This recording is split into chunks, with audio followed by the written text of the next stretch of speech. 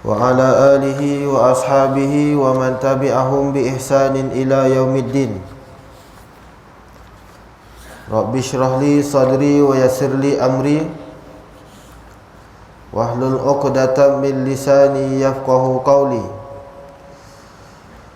قالوا سبحانك لا علم لنا إلا ما علمتنا إنك أنت العليم الحكيم.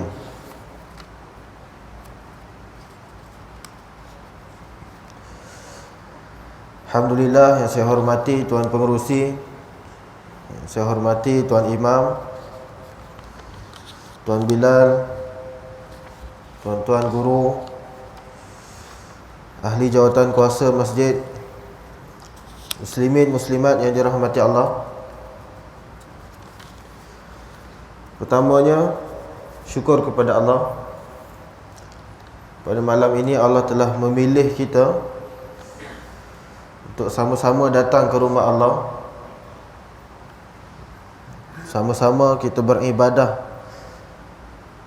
secara berjemaah, dan kemudian sama-sama kita berniat iktikaf, dan kita duduk dalam majlis ilmu, salah satu taman daripada taman-taman syurga Allah. Alhamdulillah, syukur kepada Allah Subhanahu wa ta'ala, kita masih lagi hidup pada hari ini dalam keadaan beriman dan beragama Islam. Alhamdulillah. Muslimin, muslimat yang dirahmati Allah. Kitab Riyadhus Salihin Imam An-Nawawi rahimahullahu ta'ala. InsyaAllah hari ini kita akan baca hadis-hadis daripada tajuk berkaitan dengan haramnya meratap. Haram meratap ketika berlakunya kematian.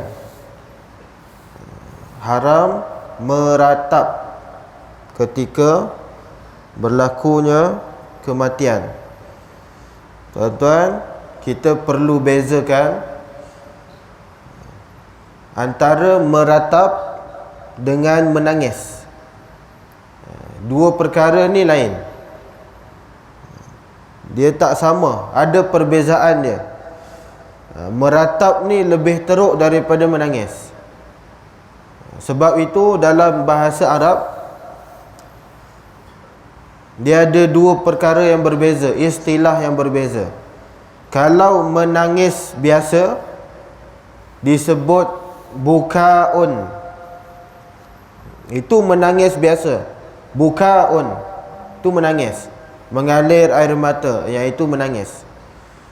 Tapi kalau meratap disebut sebagai niyahun. Niyahun, yang itu meratap. Meratap ni macam mana? Dia pukul-pukul muka dia, dia koyak-koyak baju dia, dia tarik-tarik rambut dia, yang itu namanya meratap. Dua perbuatan yang berbeza dalam bahasa Arab, dan juga dua hukum yang berbeza dekat situ. Kalau menangis biasa tak ada masalah. Yang masalahnya sekarang adalah meratap. Jadi tuan-tuan yang dirahmati Allah, kalau dalam bab menangis ini, Nabi SAW juga menangis apabila berlaku kematian daripada kalangan ahli keluarganya. Contohnya kematian anaknya Ibrahim. Anak Nabi, ada seorang anak Nabi yang bernama Ibrahim. Ada satu hadis meriwayatkan ketika mana Nabi masuk menemui anaknya Ibrahim dalam keadaan anaknya sedang sesak nafas, yakni sedang menghadapi sakaratul maut. Maka bila Nabi melihat anaknya sedang sakaratul maut itu, faja'alat aina Rasulillah tazrifan, Dua mata Rasulullah berair, menitiskan air mata. Sebab apa? Anak dia meninggal. Anak Nabi ni ada 7, tapi lelaki ni tak sempat hidup membesar. Tak. Paling besar pun 3 tahun, 2 tahun. Ibrahim ni lah 2 ataupun 3 tahun lebih kurang, dah meninggal. Baru nak bermain-main dengan dia, 3 tahun baru pandai main, baru Nabi nak bermain, tapi dah meninggal. Yang sempat membesar adalah anak-anaknya yang perempuan, Fatimah contoh dia. Tapi anak lelaki semua mati dalam umur yang masih kecil, bayi, kanak-kanak. Sebab tu Nabi berasa sangat sedih atas kematian anaknya yang bernama Ibrahim ini. Tuan-tuan, bila anaknya Ibrahim meninggal, Nabi pun mengalirkan air mata. Maka Abdul Rahman bin Auf yang berada di sisi Nabi pada waktu itu, Abdul Rahman pun bertanya, "Wa anta ya Rasulullah?" Wahai Rasulullah, engkau pun menangis ke?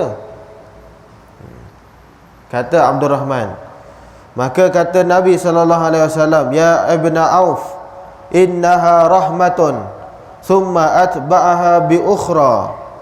Wahai Ibnu Auf, Abdul Rahman, sesungguhnya air mata yang mengalir ini adalah bukti kasih sayang. Bukan sebab aku tak reda, bukan sebab aku tak boleh terima kenyataan, tak. Tapi mengalirnya air mata aku ini adalah sebab kasih sayang kepada anakku yang bernama Ibrahim ini. Bukan sebab Nabi tak terima kenyataan, tak. Nabi juga menangis, Nabi juga manusia, Nabi juga mempunyai perasaan sedih. Tuan-tuan, jadi dalam bab ini, perkara ini, Nabi juga menangis bila berlaku kematian anaknya. Ini bermakna menangis bila ahli keluarga kita meninggal tak ada masalah, dibenarkan. Kalau menangis setakat teresak-esak itu boleh, tapi jangan sampai koyak-koyak baju, sampai tarik-tarik rambut, jerit-jerit, meracau. Itu yang tidak dibenarkan tu. Yang itu hukumnya haram. Tuan-tuan, koyak baju, tarik tudung, aku tak boleh terima kenyataan kenapa anakku meninggal dulu, kenapa suami aku pergi dulu, aku baru kahwin dengan dia. Yang itu namanya meratap. Yang ini tak boleh. Nanti kita bacakan hadis-hadis tentang meratap dan balasan bagi mereka yang meratap apabila berlaku kematian. Ada hukumannya secara khusus Nabi sebut. Tuan-tuan yang dirahmati Allah, Imam Al-Bukhari dan Imam Muslim meriwayatkan daripada Ibnu Umar, daripada Umar radhiyallahu taala anhu, beliau berkata, qala Nabi sallallahu alaihi wasallam, al-mayyitu yu'azzabu fi qabrihi bima niha alaih. Mayat akan diseksa di dalam kuburnya dengan sebab perkataan yang diratapkan ke atasnya. Hadis sahih riwayat Bukhari dan Imam Muslim.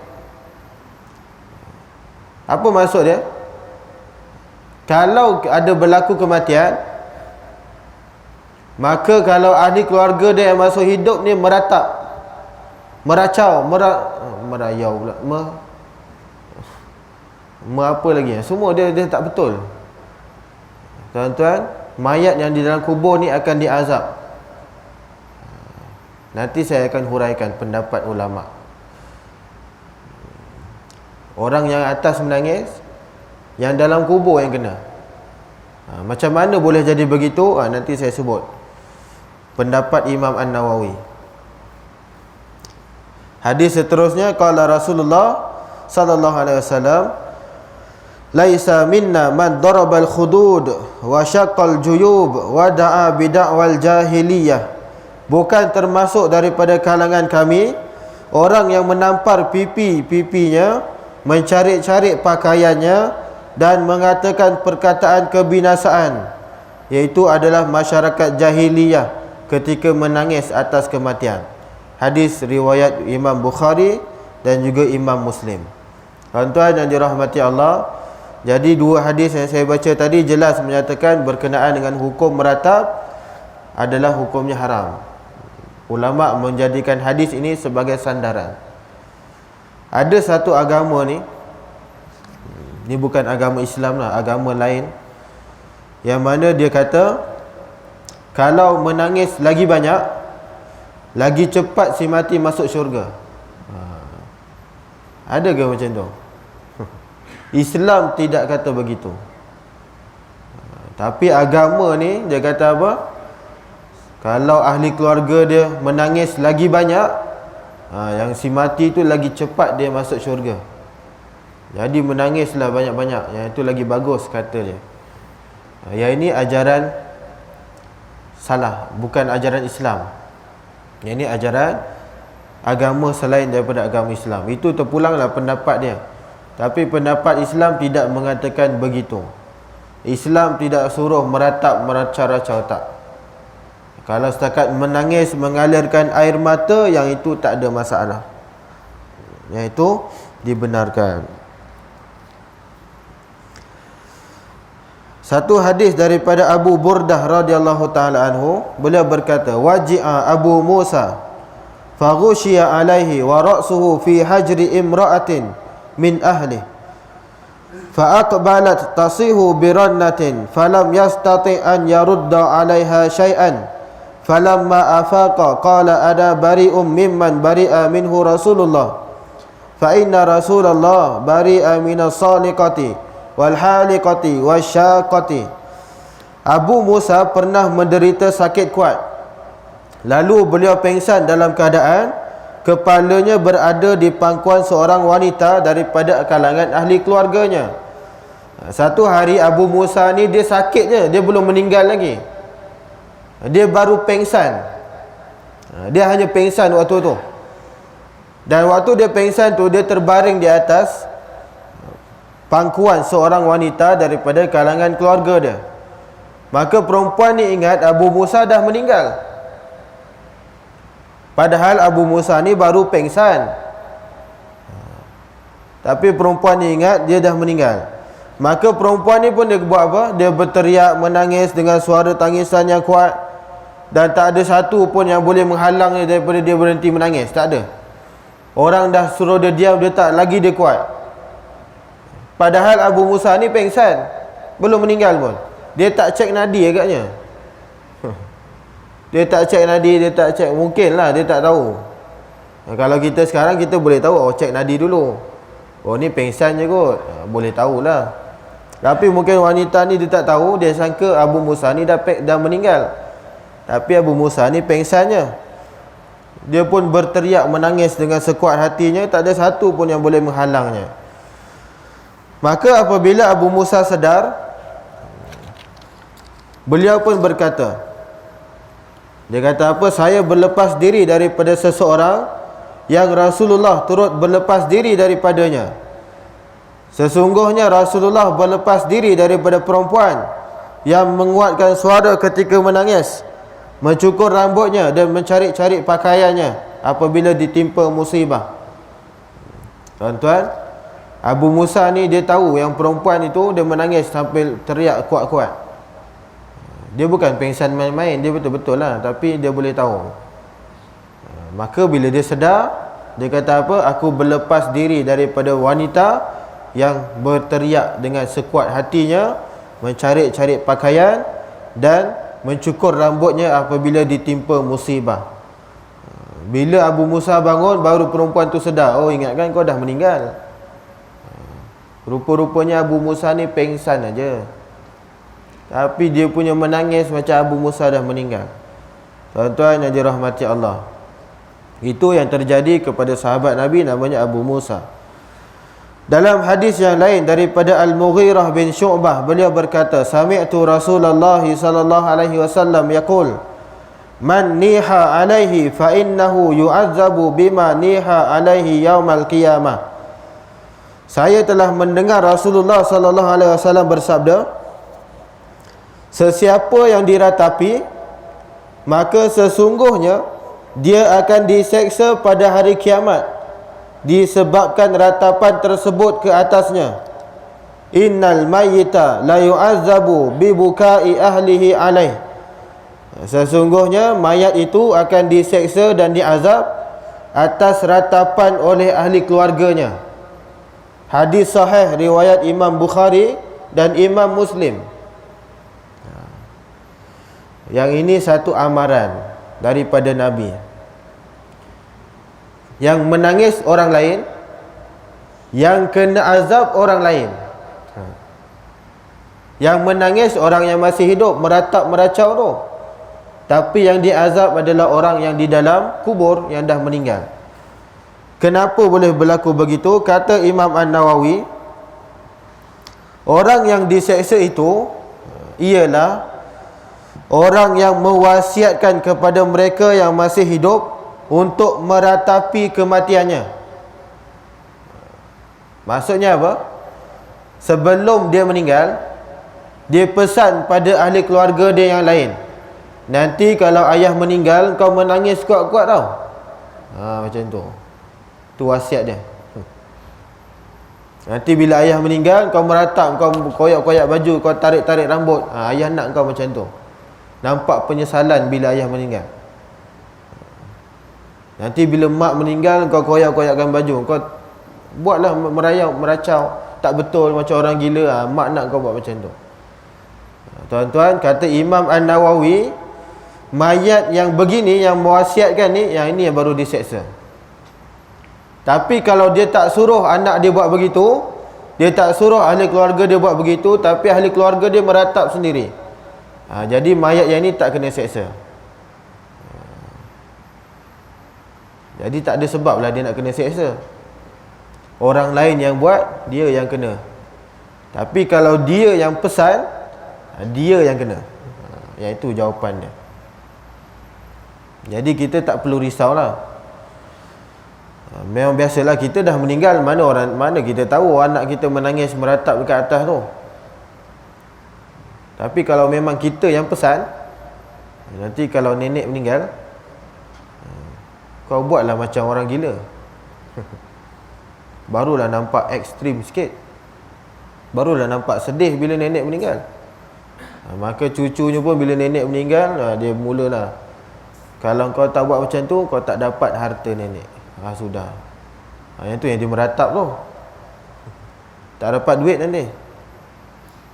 Jadi tuan-tuan, yang mewasiatkan begitu, yang itu yang diazab. Tapi kalau yang tak sebut apa-apa sebelum kematian dia, yang itu selamatlah. Yang itu selamat. Yang kena siapa? Yang menangis tu. Kejap lagi kita baca. Yang menangis, yang meratap masa hidup tu, yang tu dia kena. Tapi yang dalam kubur ni selamat, insya-Allah. Cuma kita kena pesanlah pada anak-anak, sebelum meninggal, nanti bila ayah dah meninggal, kau janganlah meratap bukan-bukan. Nangis biasa-biasa je lah.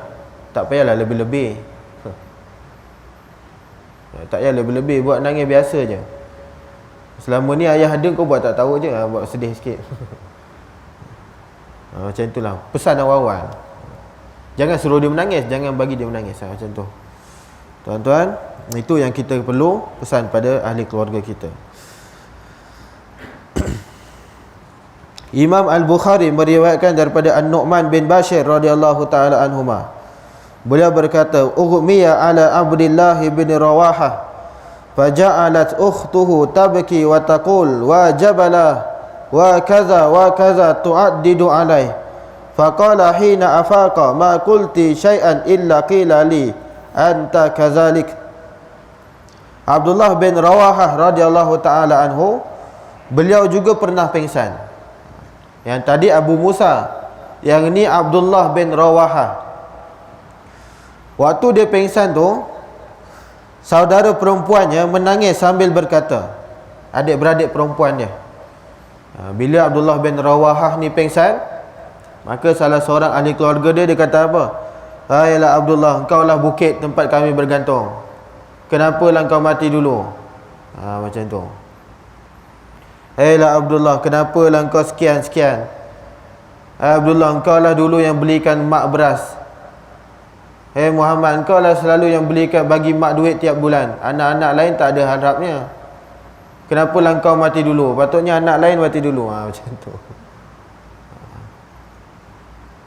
Hei Muhammad, kenapalah engkau yang pergi dulu? Dulu engkau selalu tolong mak, selalu balik rumah, datang rumah mak. Yang lain tak ada harapnya. Kenapalah engkau pergi dulu? Itu contoh. Pernah buat tak? Tak ada kot. Tuan-tuan, Abdullah bin Rawahah pingsan, adik dia sebut macam tu. Bila Abdullah bin Rawahah bangun, dan dia kata apa? Tidaklah kamu mengatakan sesuatu yang ditujukan kepadaku, melainkan dikatakan oleh malaikat kepadaku. Benarkah kamu seperti itu?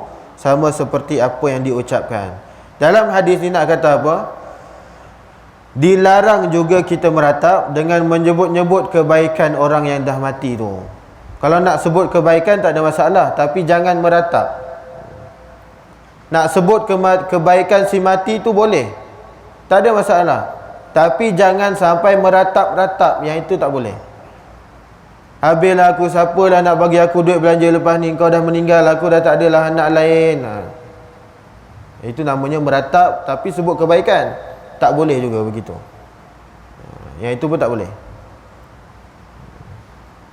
Tuan-tuan, yang itu disebut dalam hadis Nabi, hukumnya juga termasuk di hukum yang haram. Kalau nak sebut-sebut kebaikan, tak ada masalah. Yang itu memang digalakkan. Bila berlaku kematian, kita memang perlu sebut kebaikan si mati itu. Nanti kita akan baca hadisnya. Bila berlaku kematian, sahabat Nabi ni sebut kebaikan si mati, maka Nabi sebut wajib syurga bagi dia. Yang itu boleh. Tapi jangan meratap menangis macam tu. Tuan-tuan yang dirahmati Allah, ada isu juga berkaitan dengan, ada yang bertanya berkenaan dengan kita memperingati orang yang telah mati. Kita buat satu majlis. Contohnya artis lah, biasanya artis ke, orang-orang terkenal. Maka bila sampai je tarikh kematian dia, maka kita buat satu majlis tarikh memperingati si fulan bin si fulan. Contohnya siapa? Sebelum ni baru lagi Allahyarham Tan Sri P. Ramlee. Contoh. Dia baru lagi tarikh meninggal dia, bulan 3 baru ni, kalau tak silap saya lah, dia baru meninggal. Jadi apa hukumnya kalau kita buat satu majlis? Maka kita ceritakan kebaikan P. Ramlee ni, dia dah banyak jasa pada rakyat Malaysia. Kita cerita kebaikan P. Ramlee ni bagus. Contoh ni, saya sebut contoh ni. Dia banyak kebaikan. Apa hukum dia? Tuan-tuan, di sini ulama dah menjelaskan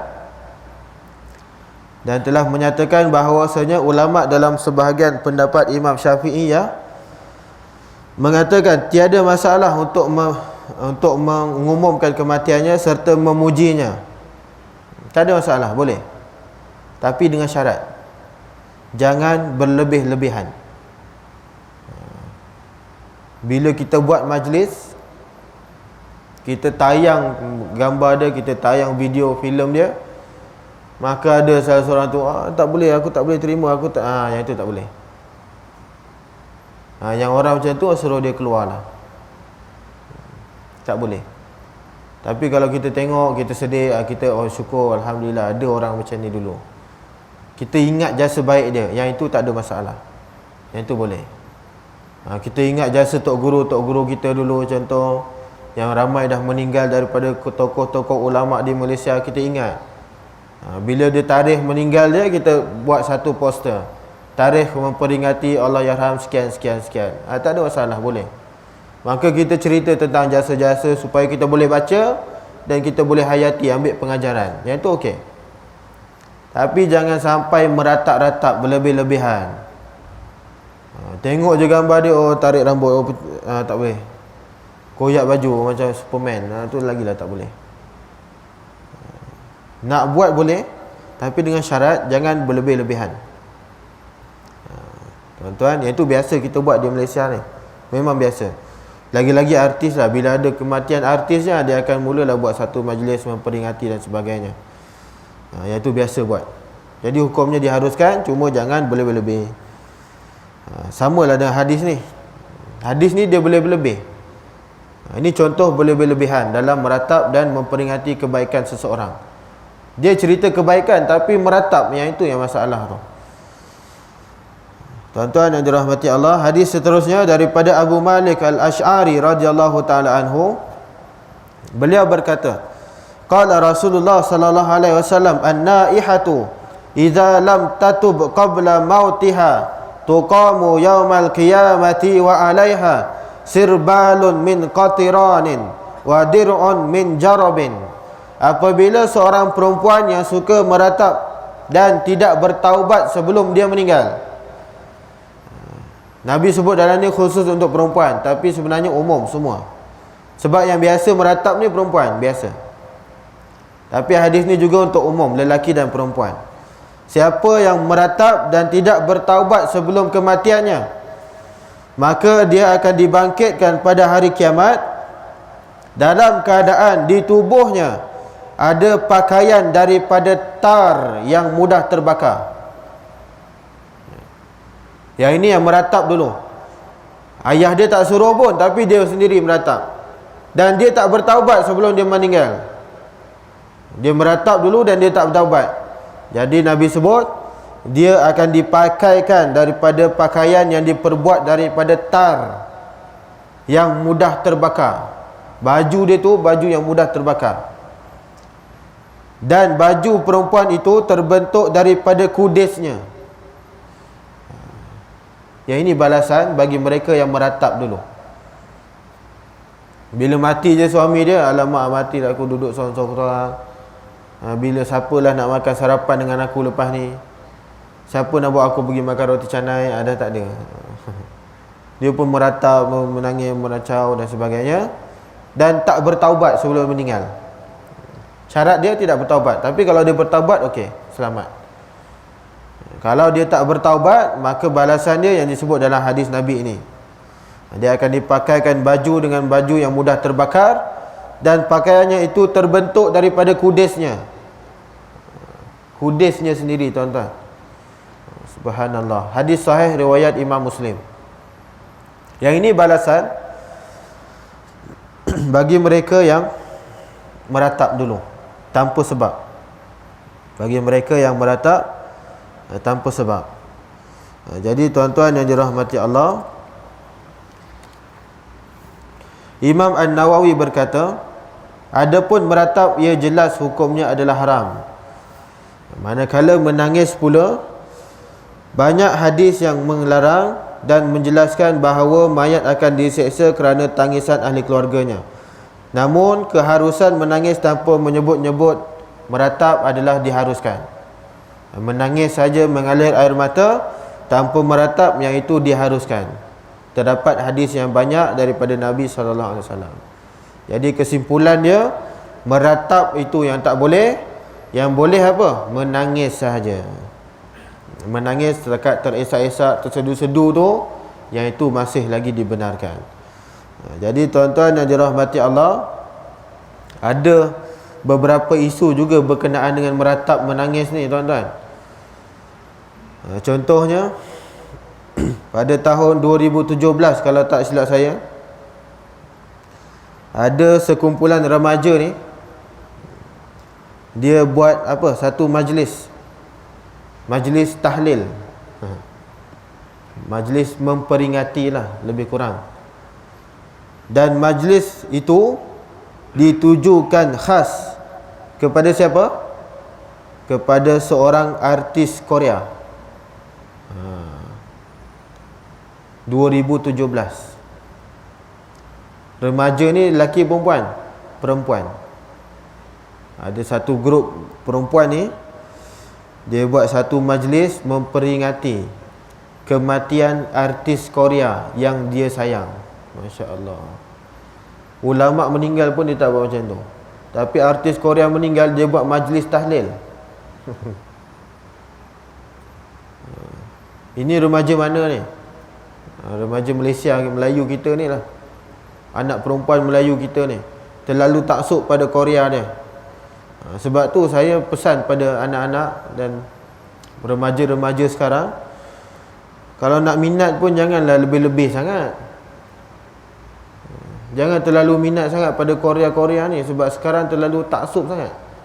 Sampaikan dia punya gambar dekat handphone pun gambar artis Korea.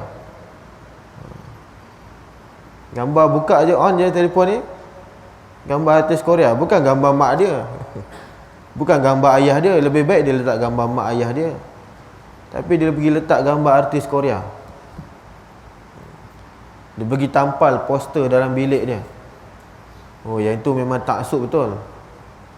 Setiap hari dengar lagu Korea, setiap hari tengok cerita Korea. Ya Allah,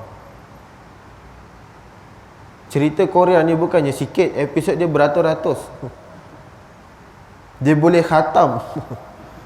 Boleh khatam lah video tu, cerita Korea ni. Satu episod sejam, 2 jam. Kalau satu movie tu ada 200 episod. Oh, kalau dia baca Al-Quran dah boleh 3-4 kali khatam lah rasanya. Tapi dia boleh khusyuk tengok cerita Korea tu sampai khatam ni. Bukan khatam sekali dua, 3-4 kali dia tengok. Punya minat dia pada Korea. Saya pun tak tahu apa minat dia. Apa orang Melayu sekarang tak handsome ke? Orang Korea tu muka plastik dia pembedahannya. Sebab tu muka dia putih semua. Orang sebut jambu lah lelaki ni. Janggut selai pun tak ada. Bukan nak kutuk tak, tapi begitulah hakikatnya. Sampaikan dia dah tak pandang dah budak-budak Melayu, dia suka Korea lagi. Tuan-tuan, 2017. Dan artis Korea ni, paling hairannya, dia meninggal sebab apa? Mati bunuh diri. Yang itu lagi lah. Artis kesayangan dia, dia bunuh diri. Tuan-tuan, bila dah terlalu fanatik ni, boleh jadi dia boleh sampai ikut apa yang artis dia buat. Yang itu yang kita takut tu. Katalah kalau artis yang ni bunuh diri, mati, silat-silat hari bulan dia punya fanatik sampai tak boleh terima kematian ke artis kesayangan dia ni, dia pun ikut bunuh diri. Yang itu yang kita tak nak. Yang itu yang kita tak nak. Bukan artis Korea je. Kalau dia minat Shah Rukh Khan sekalipun, janganlah lebih-lebih. Minat sikit-sikit okey lah, tengok je cerita dia, tak ada masalah. Tapi janganlah sampai fanatik sangat. Tuan-tuan yang dirahmati Allah, ini berlaku pada tahun 2017. Anak perempuan Melayu kita, dia buat majlis tahlil. Majlis memperingati ahli artis Korea dia. Jadi waktu itu ulama-ulama di Malaysia khususnya maka mengeluarkan fatwa dan nasihat-nasihat. Banyaklah ulama-ulama keluarkan fatwa. Dia kata haram perbuatan itu. Tak ada sebab pun kita nak buat memperingati majlis dia ni. Tak ada sebab pun. Dah lah mati bunuh diri. Lepas tu dia tu siapa? Apa kaitannya? Kenapa kita nak memperingati dia dan sebagainya? Yang itu yang perlu kita cegah sebelum dia menjadi lebih parah lah, tuan-tuan. Sebab apa? Ini memang berlaku di Malaysia, bukan negara lain. Di Malaysia, anak Melayu Islam kita sendiri. Itu baru satu yang terang-terangan. Sebenarnya banyak lagi. Banyak lagi. Kalau nak cerita tu, Masya Allah, dah tak terkata lah. Sampaikan ada Tok Guru ni kata artis-artis Korea ni dah boleh dianggap macam Dajjal lah. Sampai perempuan-perempuan semua ikut dia. Macam tu, boleh tahap itu. Dia punya fanatiknya. Apa yang artis Korea sebut, semua dia ikut. Yang ni dah tahap bahaya dan boleh menjejaskan akidah sebenarnya. Tuan-tuan yang dirahmati Allah. Jadi kesimpulan dia adalah berkenaan dengan hukum meratap, hukumnya adalah haram. Manakala menangis, teresak-esak ataupun mengalirkan air mata seperti mana yang dilakukan oleh Rasulullah, yang itu tiada masalah, yang itu dibenarkan dalam Islam. Jadi tuan-tuan yang dirahmati Allah, seterusnya dalam bab berkabung, kita akan masuk sedikit bab berkenaan dengan berkabung. Berkabung ni tuan-tuan, Dia ada dua jenis. Satu berkabung atas kematian biasa, dan satu atas kematian suami dia, satu atas kematian ahli keluarga dia yang lain. Kalau atas kematian suami, lain dia punya kaedah berkabung dia. Atas kematian ahli keluarga yang lain, tu pun lain kaedah dia. Jadi kalau suami meninggal, ada beberapa cara ataupun syarat-syarat yang perlu kita buat. Nanti kita akan masuk sedikit tentang cara dan juga bagaimana kaedah bila berlaku kematian suami. Isteri apa yang dia tak boleh buat, apa yang si isteri tak boleh buat bila berlaku kematian suami. Sebenarnya masyarakat Melayu ni pun banyak juga perkara-perkara yang tak betul berkenaan dengan berkabung ni. Contohnya apa? Ada kepercayaan Melayu, dia kata apa? Wanita yang berkabung ni tak boleh bercakap langsung dengan lelaki, walaupun dengan anak dia sendiri. Apa kena-mengena? Dia berkabung dengan lelaki lain, dengan anak saudara dia yang mahram dia, dengan anak dia tak ada masalah, boleh je cakap. Yang ini adat tak tahu, Allah Alam pendapat daripada mana. Saya ada terbaca, dia kata lelaki, perempuan yang berkabung kematian suami, dia tak boleh bercakap dengan anak saudaranya pun. Anak saudara dia tu macam anak dia juga, tapi tak boleh cakap dengan dia. Sudah, apa masalahnya? Lagi apa?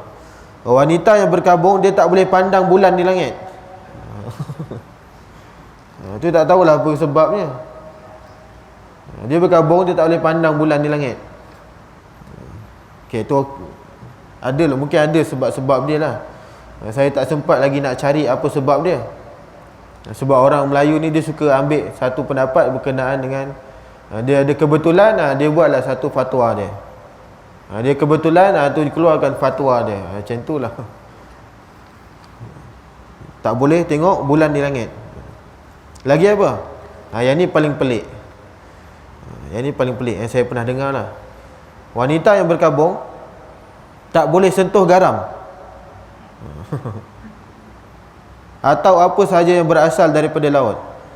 Habis kalau tak sentuh garam, nak masak macam mana? Tak payah makan. Nak masak gula-gula je, habis garam tak payah.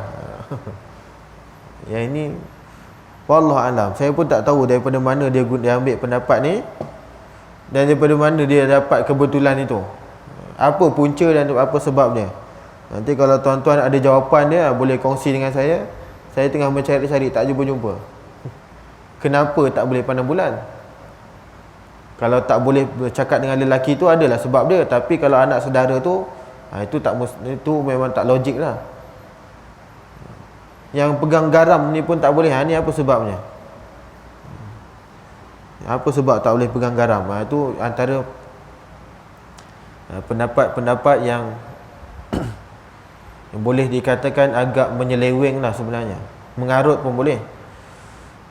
Bila berlaku kematian suami terutamanya, maka yang si wanita ni dia tak boleh keluar rumah, memang betul.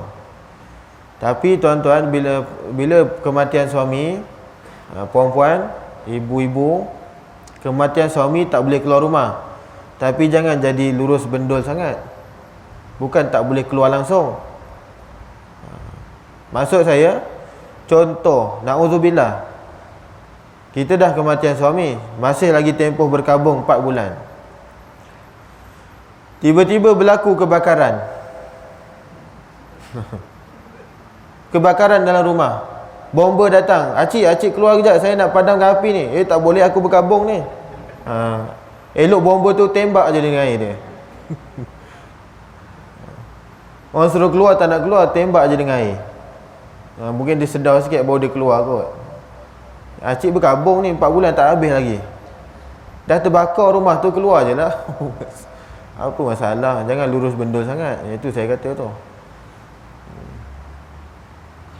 Dah kena berkabung, tiba-tiba ada ular tedung masuk dalam rumah. Ular tedung masuk dalam rumah.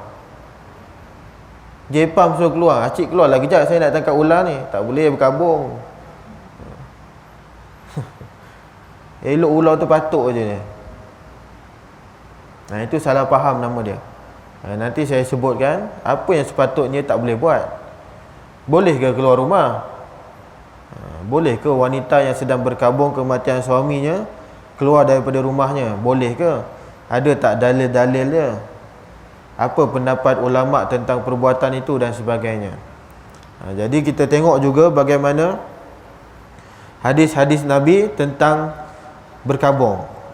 Berkabung kematian suami lain, berkabung kematian ahli keluarga itu lain. Dua perkara yang berbeza yang perlu kita lihat dan kita perincikan nanti, insya-Allah.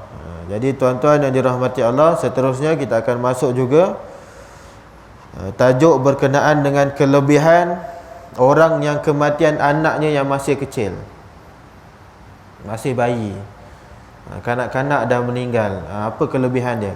Yang itu memang Nabi sebut secara khusus. Ibu bapa yang mati anak kecil, ada dalil khusus untuk dia. Jadi tak perlu bersedih. Yang ini sebenarnya berita gembira. Ada ganjaran yang menanti di sebalik kematian anak kecil itu. Tuan-tuan, nanti kita akan lihat dan kita akan tengok bagaimana hukum dan hadis-hadis yang berkaitan dengannya. Wallahu ta'ala a'lam.